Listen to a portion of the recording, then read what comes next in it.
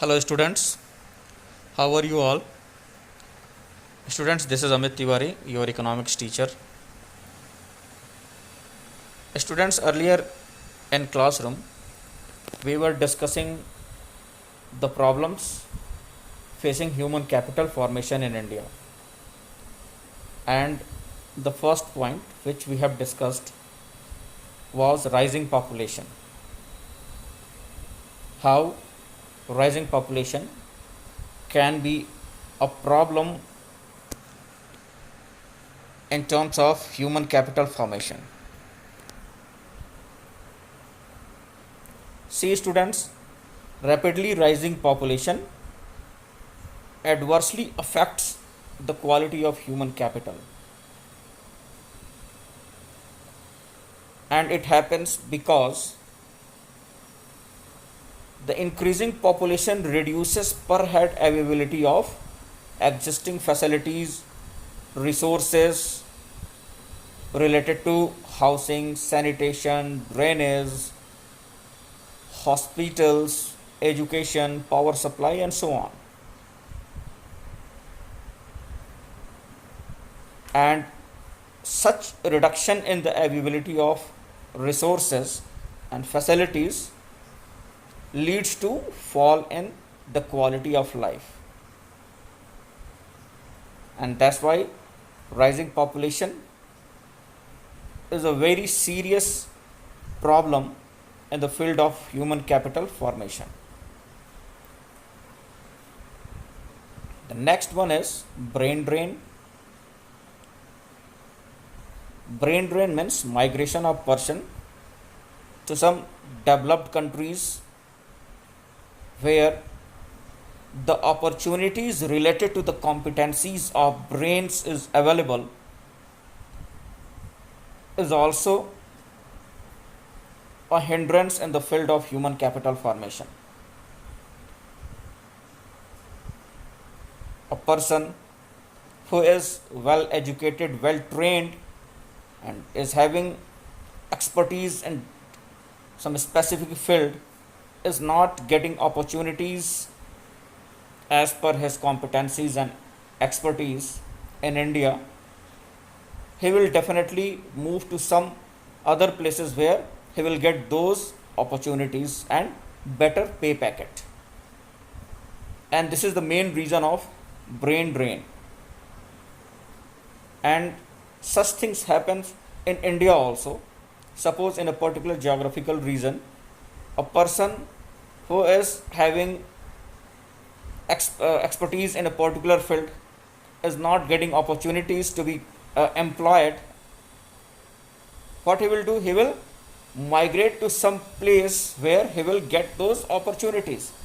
Like बहुत सारे बिहार से, उत्तर प्रदेश से, उड़ीसा से लेबर्स जो हैं या कुछ टेक्नीशियंस दिल्ली हो गया या हरियाणा के कुछ ऐसे सिटीज़ हैं जहाँ पे इंडस्ट्रियलाइजेशन बहुत ज़्यादा है, इंडस्ट्रीज़ बहुत ज़्यादा हैं, वहाँ पे माइग्रेट करते हैं क्योंकि वहाँ पे अपॉर्चुनिटीज़ हैं, वहाँ पे उनको जॉब मिल जाती है।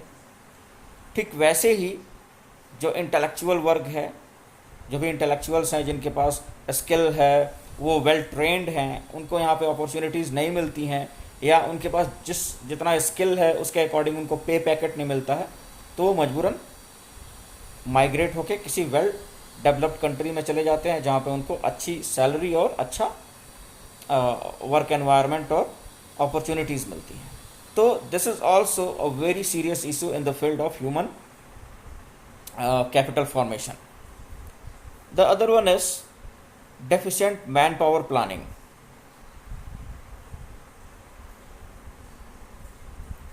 So यहाँ पे बहुत ज़्यादा जो भी एडमिनिस्ट्रेशन में जो भी लोग हैं जो कि प्लानिंग्स जैसी चीज़ों को देखते हैं, वो बहुत ज़्यादा ड्रिवन नहीं दिखते हैं इस बात को लेके कि किस तरीके से राइजिंग लेबर रिक्वायरमेंट में बैलेंस इस्टेब्लिश किया जाए. मतलब कि जितनी रिक्वायरमेंट है उस रिक्वायरमेंट को किस तरीके से फुलफ़िल किया जाए, डिमांड और सप्लाई को किस तरीके से मेंटेन किया जाए.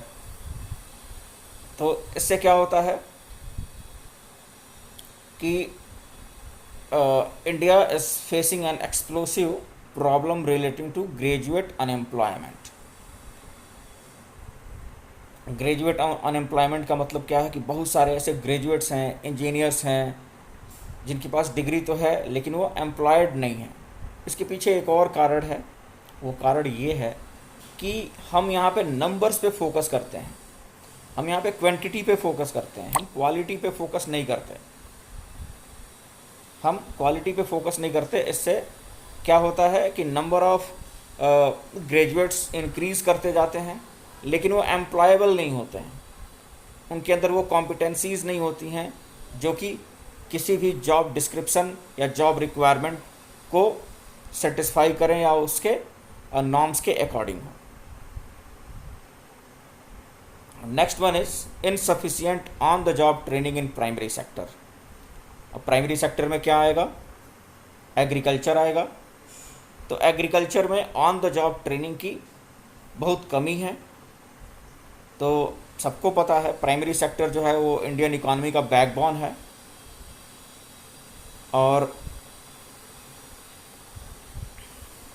यहाँ पे जो है ऑन द जॉब ट्रेनिंग्स वगैरह बहुत अधिक मात्रा में या सफिशिएंट अमाउंट में प्रोवाइड नहीं की जाती, जिससे कि प्रोफेशनल स्किल डेवलप हो।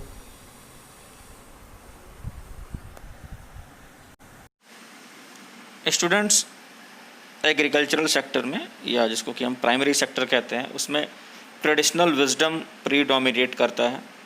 ट्रेडिशनल विजडम का मतलब क्या है कि जो भी एग्रीकल्चरल प्रोसेसेस हैं उसकी ट्रेडिशनल जानकारी, किस तरीके से खेती होती है, कब सिंचाई होनी है, कब रबी की फसल लगानी है, कब खरीफ की फसल लगानी है, कब कटाई होनी है, कितना पानी चलाना है, ये सारी की सारी जानकारी एक एग्रीकल्चरल फार्मर के पास होता है, एक किसान के पास होता है, और उसी का यूज़ करके वो खेती बाड़ी करता है।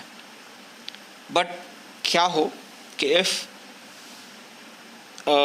some machine, some technological advancement is introduced in this particular sector or primary sector, and the farmer is not having that technical know-how, he won't be able to increase the productivity. मतलब कि उस technical know how का, उस advance machine का, उस advance fertiliser या insecticide या pesticide का इस्तेमाल करके वो फार्मर जो है उसी लैंड पे अपने प्रोडक्टिविटी को, अपने प्रोडक्शन को इंक्रीज कर सकता है। लेकिन ये तब पॉसिबल है जब उन सब चीज़ों से रिलेटेड उसको ट्रेनिंग दी जाए। तो इस तरीके की ट्रेनिंग्स की बहुत ज़्यादा कमी है। तो कहीं ना कहीं ये भी एक प्रॉब्लम है ह्यूमन कैपिटल फॉर्मेशन में। इसके बाद जो नेक्स्ट इशू है वो है लो एकेडमिक स्टैंडर्ड्स। अब लो एकेडमिक स्टैंडर्ड्स क्या कहता है कि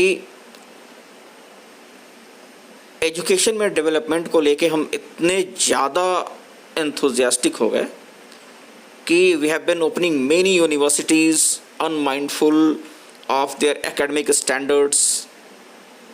बिना सोचे समझे हमने रेकलेसली यूनिवर्सिटीज़ और कॉलेजेस खोलना स्टार्ट कर दिया, और रिज़ल्ट ये हुआ कि क्वांटिटी तो बढ़ गई ग्रेजुएट्स की, बीटेक्स की और डिफरेंट जो टेक्निकल डिग्रीज होल्डर्स की, लेकिन क्या उनके पास किसी भी जॉब से रिलेटेड कॉम्पिटेंसीज थी, रिक्वायर्ड कॉम्पिटेंसीज थी या स्किल था? नहीं। तो उन्होंने क्या किया, एक भीड़ बढ़ाया, इससे अनएम्प्लॉयमेंट बढ़ा। तो बजाय क्वांटिटी को बढ़ाने के हमें क्वालिटी पे ध्यान देना चाहिए। तो यहाँ पे लिख भी रहा है कि we have a large army of half baked graduates and post graduates whose deficient skill only lowers the level of efficiency and productivity. Definitely. So this also impairs our competitiveness in the international market of human capital. और international market में जो हमारी competitiveness है वो भी hamper होती है, impaired होती है। तो बजाय क्वांटिटी के हमें क्वालिटी ऑफ एजुकेशन पे ध्यान देना चाहिए. तो these are some hindrance in the process of human capital formation, and our next topic would be education as an essential element of human resource development, which we will discuss in our next video. Till then, have a good day, students.